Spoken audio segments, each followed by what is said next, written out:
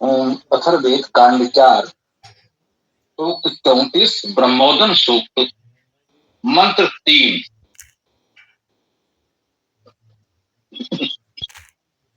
ओम विस्तारिणम ओदनम ये पचन्ति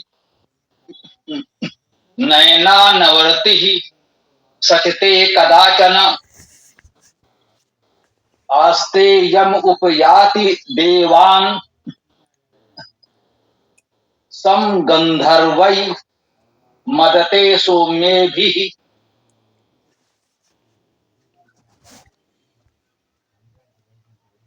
विस्तारिणम ओदनम ये पचन्ति।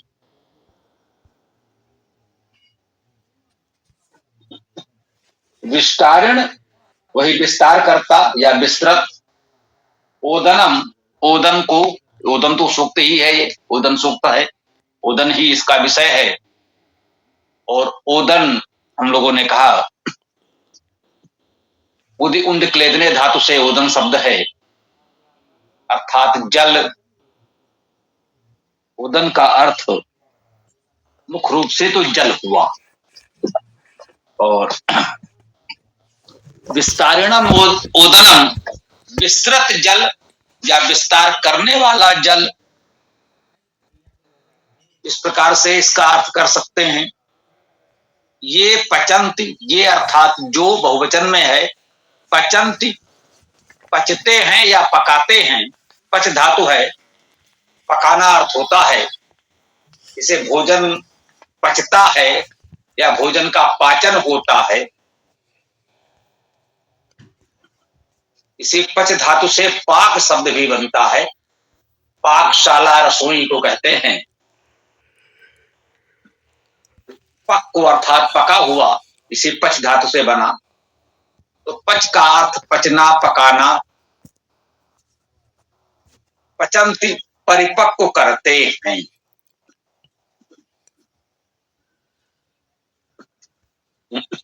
ये जो विस्तारिणम विस्तारवान ओदनम, ओदन को ये वही उद क्लेदन गीला करना, जल होना के अर्थ में सेचन समर्थ, सेचन करने वाले का अर्थ भी ग्रहण किया गया है। कोई बात नहीं, ये भावार्थ ले सकते हैं, शाब्दिक अर्थ तो हमने जान ही लिया। ओदन सिंचन करने वाला, गीला करने वाला, या जल मुख्य रूप से पदार्थ के रूप में कह सकते हैं। क्योंकि आगे आया है पचंती, पकाते हैं, परिपक्व करते हैं। तो जल को पकाते हैं का अर्थ कह लीजिए जैसे समय कहते हैं उबालते हैं। ये विस्तारिणम ओदनम पचंती, जो विस्तारवान ओदन को पकाते हैं, परिपक्व करते हैं।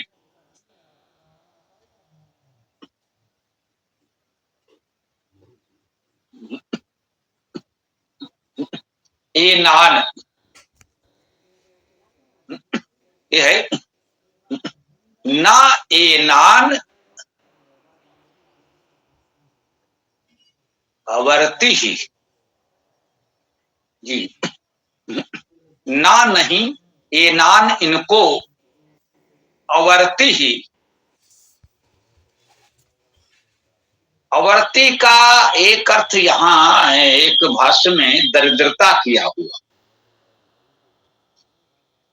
अवर्ती ही का अर्थ दरिद्रता कैसे हुआ, ये बात तो हमारी समझ में नहीं आ रही है। अवर्ती का अर्थ करना चाहें तो या तो आ को उपसर्ग मानेंगे, आ का अर्थ नहीं।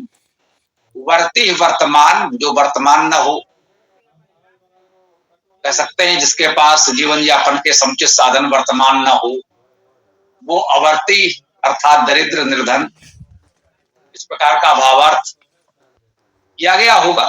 कोई बात नहीं, भावार्थ तो कर सकते हैं, परंतु शब्दार्थ तो ये नहीं होगा, ये भी बात ठीक है।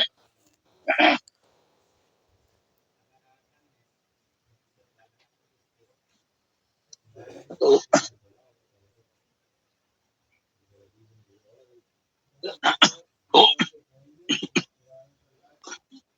अवर्ती का अर्थ इस प्रकार से वर्तमान न होना, जीवन यापन के समुचित संसाधन वर्तमान न होना से दरिद्रता का भाव ग्रहण किया गया है।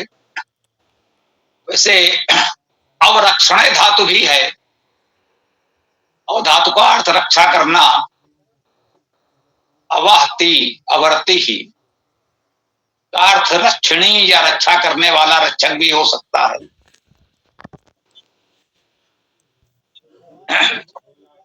तो न एनम अवर्ति ही सचते कदाचन, सचते सिंचन करता है,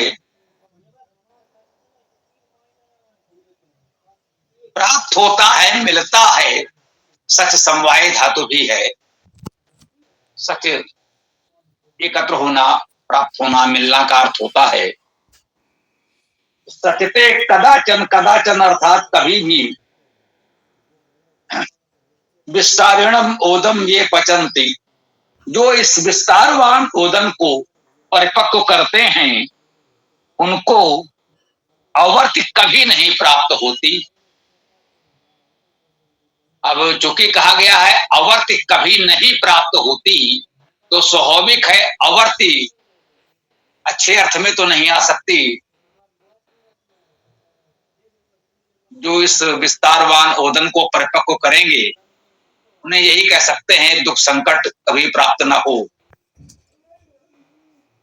तो इस प्रकार से अवर्थ का ये भावार्थ किया गया कि जिसमें संसाधन वर्तमान न हो, ऐसी स्थिति दरिद्रता निर्धनता कभी प्राप्त नहीं होती।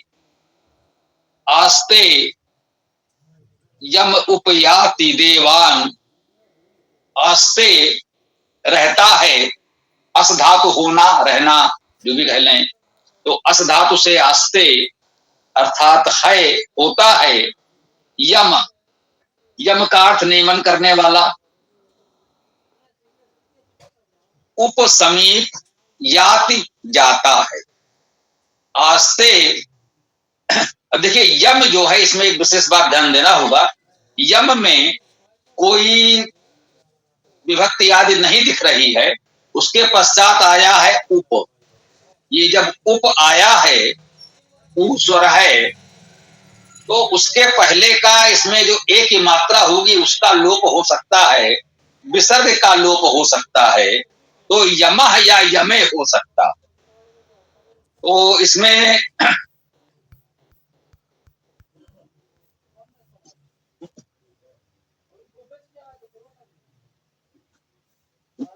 इसमें विग्रह करके यमे लिखा हुआ है, इसके पद पाठ में यमे लिखा हुआ है।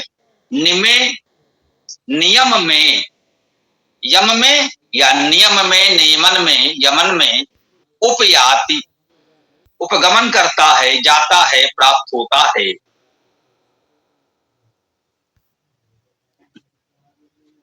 आस्ते यमे ऐसा कह सकते हैं, जो यम में नियम में रहता है, ये बहुत उत्तम अर्थ प्राप्त होगा। आस्ते यमे, यम में रहता है, जो नियम में रहता है, नियम के अंतर्गत जीवन यापन करता है। उपयाति देवान, वह देवों के समीप जाता है।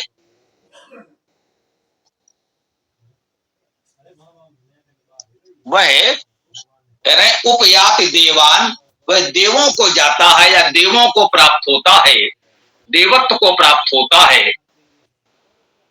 जो नियम का पालन करता है, जो नियम पूर्वक जीवन यापन करता है। आस्ते यमे, जो यम में नियम के अंतर्गत रहता है, नियम में रहता है, वह उपयाति देवान, वह देवों को प्राप्त होता है। और गंधर्व मेदते सौम्य भी, गंधर्वई, गंधर्वों द्वारा, गंधर्व का तृतीय बहुवचन रूप है गंधर्वई। गंधर्व गंधर्वों द्वारा, मेदते सौम्य भी, ये सौम्य भी जो है ये भी तृतीय बहुवचन है। सौम्यों द्वारा, वह गंधर्वों द्वारा, सौम्यों द्वारा मेदते, ये संभवतः मदते ही है, ये ऊपर कोई और चिन्ह जैसा हमको दिखा। मदते आनंद करता है, आनंदित होता है। मदी आनंदे धातु है, मद धातु का अर्थ आनंद करना है, आनंद होना है। तो मदते अर्थात आनंद करता है। अरे जो नियम में रहता है वह देवों को प्राप्त होता है और गंधर्वों और सौम्यों द्वारा आनंद करता है। गंधर्व और सौम्य क्या है? तो गंधर्व में गंध शब्द से हम लोग परिचित हैं, सुगंध, जो सुगंधित पदार्थ है, अर्थात हमको सुगंधित करने वाले हैं, आनंदित करने वाले हैं। सोम में भी जो सौम्य है बहुत तीक्ष्ण नहीं है, हमारे लिए हानिकारक नहीं है। जो सौम्य सुखदायक है, सौम्य अवस्था वाले हैं, एक सामान्य प्रथम कहते हैं ये सौम्य है, ये है ना। तो वैसे ये सौम्य शब्द में भी सोम ही है, सोम से ही सौम्य बना है। और सोम का अर्थ हम जानते हैं सुप्रसवे सुवैश्वर्य सुप्रेरणे, अर्थात सृजन ऐश्वर्य प्रेरणा। कहते हैं वह गंधर्वों के साथ उत्तम गंधयुक्त के साथ और सृजन ऐश्वर्य प्रेरणा करने वालों के साथ मदते आनंद करता है। यह इसका उत्तम अर्थ इस मंत्र का हम लोगों ने जाना समझा। और